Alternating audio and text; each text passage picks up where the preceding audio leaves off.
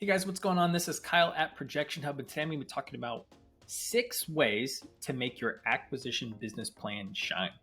So if you are trying to acquire a business, you're writing a business plan, creating your projections, all of that, and primarily if you're trying to get financing for a good chunk of that acquisition, maybe you're doing an SBA loan for that acquisition, that's really what I'm going to be focusing on today. I'm going to show you, we'll look at a whole example acquisition business plan, but really dial in 6 specific spots that I think could, that take basically an acquisition business plan from like good to great. So hopefully increasing your likelihood of getting approved. Who am I? My name is Kyle, as I mentioned. And before my time with Projection, I was an SBA loan officer for about 7 years. And so during my time there, that looked like helping hundreds of startups and existing businesses and business buyers, package their SBA loan application, reviewing their business plans, reviewing their projections, taking them through the process, underwriting their deals. And so I've seen a lot of business plans inside and out for many different purposes. And so hopefully can transfer some of that experience to you in this video today. And in Projection Hub, we've helped more than 50,000 different small businesses, startups, acquisitions, create financial projections for their business plans, loan applications, investors, pitch decks, you name it. So a lot of experience to try and transfer here in this video. But again, today's video is going to be hitting on those 6 key ways that I think can really make an acquisition business plan shine, especially, if you're trying to win over a lender or wow a lender preparing for them. So if at any point you like this video, give it a thumbs up, consider subscribing to the channel. That really helps us as a fellow small business. And if you have any questions, just drop a comment down below the video. You can also reach out to us directly at support@projectionhub.com. If you've got any specific questions about your business plan, about one of the key points, about projections, about business plans, about preparing for an SBA loan, you name it. We've got a lot of different ways to help. So without further ado, let's go ahead and jump in. All right, here we go. Like I mentioned, we've got our acquisition business plan template here to kind of help us guide through. This is totally free, by the way. You can get a copy down in the description below. So it's a fully fleshed out fictional acquisition business plan example. So you can steal the structure, rewrite your own information in here, you name it. I think it's a helpful tool. And so we do have a video that I kind of go through the entire business plan, commenting on the different sections and demonstrating a few things. Today's video, however, I'm going to focus on, as I mentioned in the introduction, 6 key ways to kind of take a completed business plan or a business plan from good to great. All right, so I'm just going to skip through those 6 sections really quickly rather than taking you through the whole business plan. But again, grab your copy of this today. And the 6 key points are kind of integrated in the business plan. So if you get a copy, you'll have them in there as well. So let's go ahead and jump in. All right, I'm just going to go ahead and scroll down quickly. And I guess for a little bit of context, our fictitious example is we're trying to acquire an established retail store in Asheville, North Carolina, where we're selling home decor, artisan crafts, personalized gifts, and located in the downtown area, right? So that's kind of the context, right? And the first point is kind of a bonus key point. And the reason why it's a bonus key point is because this one works really well for a retail location or something with a physical kind of brick and mortar presence or a hyper local target market. So if this doesn't apply to you, I think part of this will apply to you no matter what. But if this doesn't perfectly apply to you, then today's video will be more like 5 key points versus 6. So that's why it's kind of in here as a bonus key point. But the first one is a location analysis or kind of like a local market analysis. And so it's one thing to say, this is where we're located, or the address, or even maybe a quick description of the address. And it's another thing to show some graphics. So this is going to be kind of a 2-parter. One, it's as simple as describing, where it's located, right? So it's something like position for continued success towards very heavily foot traffic street stores, restaurants, other tourist attractions, bringing a regular flow of potential customers. And another thing to keep in mind, your lender, depending upon who you're working with, they may or may not be familiar with the lay of the land. And even if they are a local lender, they may not be as familiar with your specific competitive industry. And so the more you can do to paint that picture for them, the better, right? To demonstrate that you're well positioned to be successful. And so we've got, even these are just ripped off of Google, right? This is a street view of the store we're looking to purchase. And then we've got a few zoomed in levels of what's surrounding our store. Because so when it's further zoomed out, I think it gives you more of a perspective of like, where is this situated in the city? Like, do we have any residential nearby? Is it deeply downtown? Are we close to highways? Like, that can kind of be helpful for some context. And then zooming in to show what's around it, right? So this is where you can see there's lots of restaurants, there's a theater, there's a couple of other stores that aren't competitors necessarily, but could bring some additional traffic. So that's just a helpful little thing to see, right? So I'm not just playing theater of the mind of just like wondering what does this area look like. I'm actually showing them, right? So you could show more pictures of the street. Like it's not a crime to put images in your business plan as long as they are helpful in demonstrating something. So that's half of bonus point number 1. And that's just do a location analysis, showing physical images, maps, describing things that complement where you're at, I think is helpful. Like for instance, I was working with another business on a business plan and projections recently, and there's a really large new mixed use development that's like 2 blocks down from where they're opening up a new bar and lounge. And while it's not done yet, by the time the bar is open, the development should be ripping and roaring, right? So that's going to have festivals and events and concerts and restaurants and stores. And so, it was a really key part of their business plan to talk about this development coming in. And that kind of feeds into this type of business plan, right? You really want to set the scene, visualize the scene for where the thing is you're acquiring, what's happening around it, what's going to feed into it and support it. The more you can do to visualize that, the better. Now, the second part of this key point is a fun little trick that I like to do, and that is I like to use Google Keywords, or Google AdWords, sorry. You can create a free Google AdWords account, and then you can come to Tools, and then Keyword Planner. And what you can do here is kind of simulate how often are people searching for specific things on Google in a specific location. So I've got the location set to Asheville, and then I want to search for relevant keywords related to my store. And what this is going to do for me is it's going to show me not only how often are these things searched monthly, but what I care more about is this trend data. And so this will help, basically it can support my argument of, is there a growing interest or demand in people searching for the things that I have to offer? And I think that this is kind of a nice touch to the location analysis, the local market analysis, because it can kind of support the fact that, hey, there's a 91% year-over-year growth in people looking for a souvenir shop near me in the place I'm opening my shop, or gift shops, So that is kind of a nice supportive. So to be clear, this only shows half of the equation, right? This isn't talking about supply. So maybe there's a bunch of other stores that are trying to open or be really competitive, and that might be the case, especially in a touristy area like Asheville. There's probably lots of shops that would be competitors.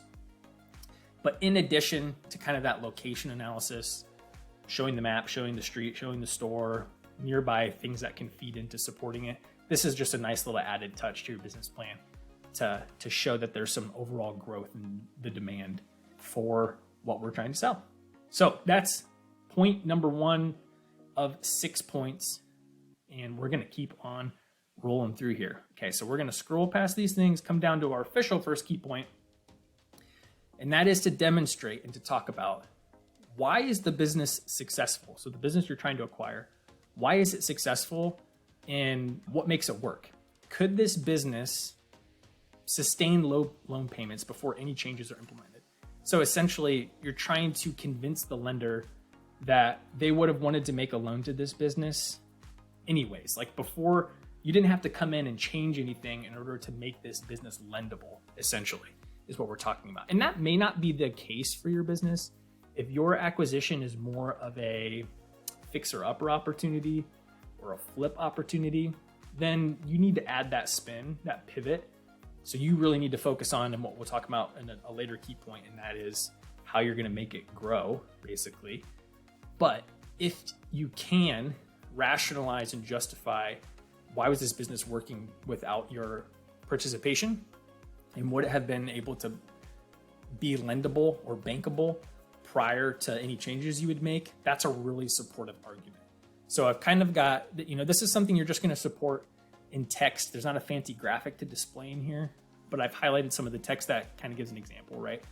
So we talk about, we'll have a full financial projection section, but in our acquisition, we basically have this whole section dedicated to like the strategy of the acquisition, why we're doing it, what's the rationale for it. And we talk about how it's been profitable and the store can comfortably sustain the loan payment of $2,400 per month, leaving ample profit for operational expenses and reinvestment opportunities. So we're talking about how it's performed financially. In a quick snippet would be a good thing to do, reinforcing the fact that it's been established for a long time. They have lots of regulars. They have a strong sense of community. They have popular workshops. So it's not much, right? But making sure you hit on that, like that is important. A lot of people think when it comes to making their case for the acquisition, they're so focused on selling the upside and the growth. And what they forget about the fact is all the lender cares about is getting paid back, right? And so the lender may not need to see you 2x, 3x, 5x the business to get paid back. Because if you get them too focused on the aspirational goal, so if that's what it has to look like in order to get paid back, we don't want to convince them that.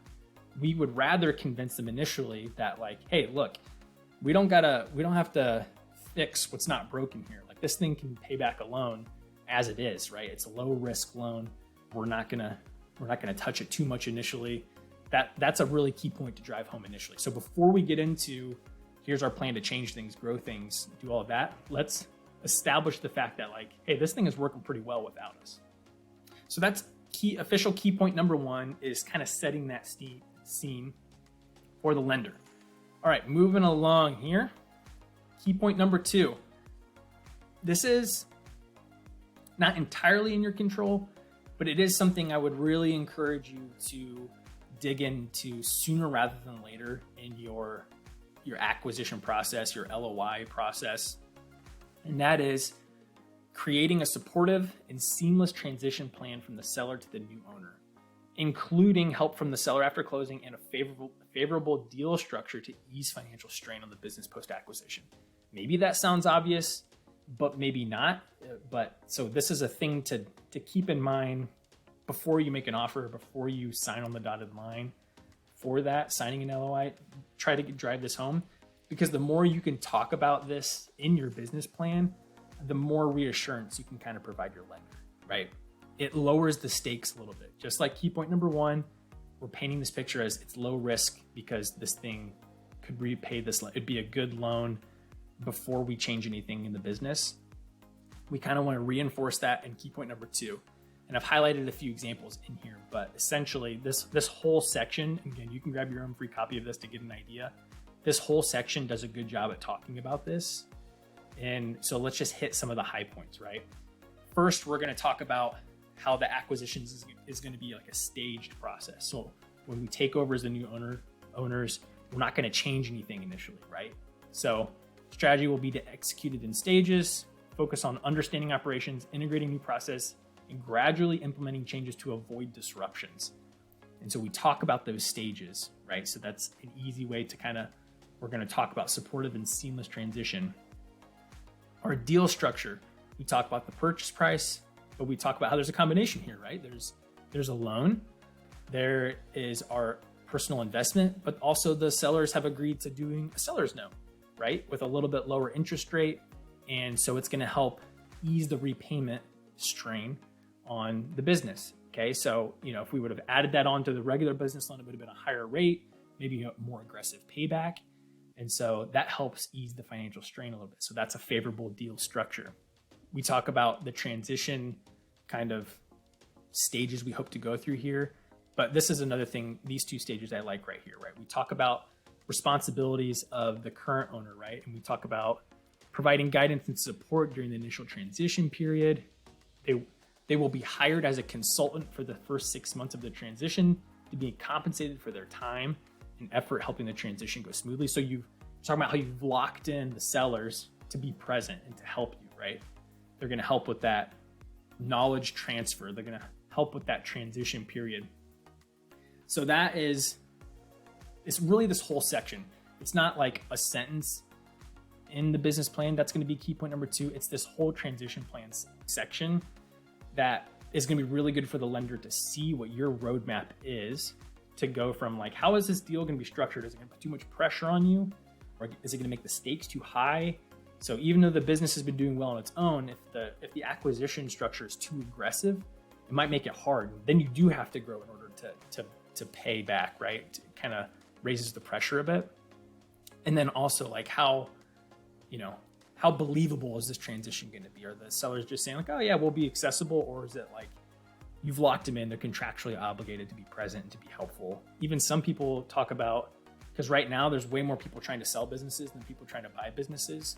And so it's more common to see these incentive contingencies, right? Like the seller agrees to be on for X amount of time, or else they forfeit a certain percentage of the payment, or if the business doesn't reach, if it doesn't sustain certain levels, performance levels, then that hurts the payment or the purchase price. There's some different things that can be creative like that, but that's something to really spend a lot of time on. Okay, going forward to key point number 3/4, right? Sorry, that's a little confusing. Now that we've set the scene, right? This business is doing great, it can pay back the loan, and then here's how we're going to transition so we don't screw anything up. It's not going to put pressure on the business. Now we're getting to the stage, when the time comes, how are you going to improve and grow the business without screwing it up? So now's where we start talking about, and I would encourage you to, even if your game plan is to do this longer term, I would encourage you to avoid saying things like you're going to overhaul a certain thing, completely change a certain thing. Like, I think it's better to take the approach of observe, tweak, and improve, rather than like tear down to the studs and start over. Even if once you get in, you realize certain things are more dire than you thought, and you need to do that. That's not what we're worried about right now. We're worried about getting through this part of the process.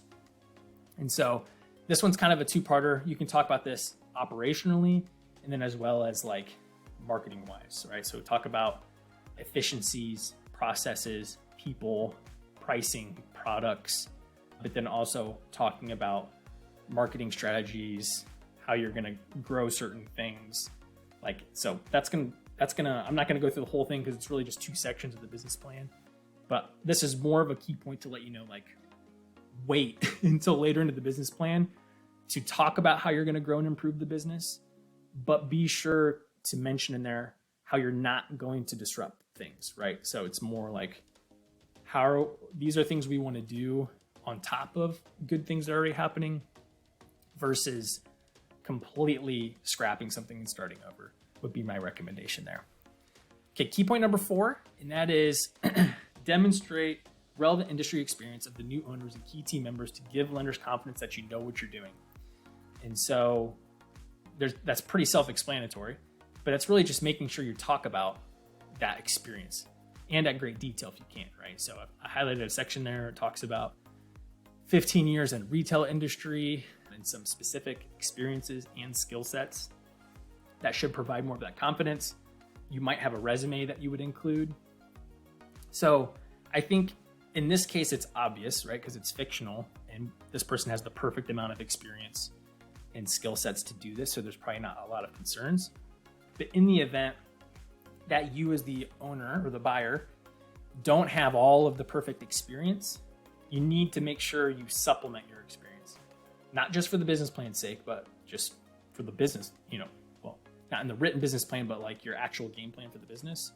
So let's say you come from a marketing executive career and you've got great experience managing people, you've done sales, you're creative, you can manage a budget, all of those things. Those are really transferable and great, and you should talk about those. But you should recognize the fact that you've never actually owned or managed a retail store before. And so how are you going to supplement that experience? Is that with a partner that has that experience? Is that with like a key manager or employee that you know of that you want to position in the business? Is that a specific game plan to retain the employees in the management structure that's already there? So you just need to talk about, how you're offsetting that. we really want to convince the lenders, or at least avoid raising a red flag that like you don't know what you're doing, you don't know what you're getting yourself into. And so be sure to hit that here. Okay, so that's key point number 4/5. And then going forward to our last one, that's going to be in the financial projection section. Your financial projection should be realistic, normal for the industry, and based on like probable growth assumptions. So you don't want to like have a crazy optimistic, even if in your head you might have this really novel idea that's going to rocket ship things. That really shouldn't be what you base your projections on. You want to maintain the successful status quo and realistic, believable, incremental growth is what we're going for.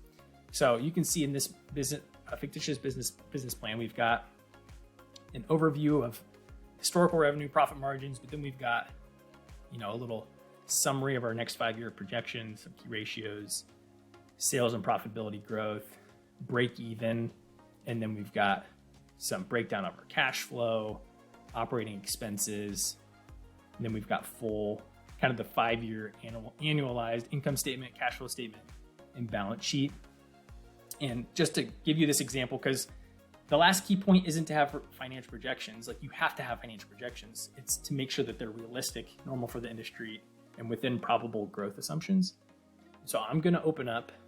This is an acquisition financial projection template. So this is what was used to create the projections I just showed you in that free business plan template. You can check it out in the link down in the description below.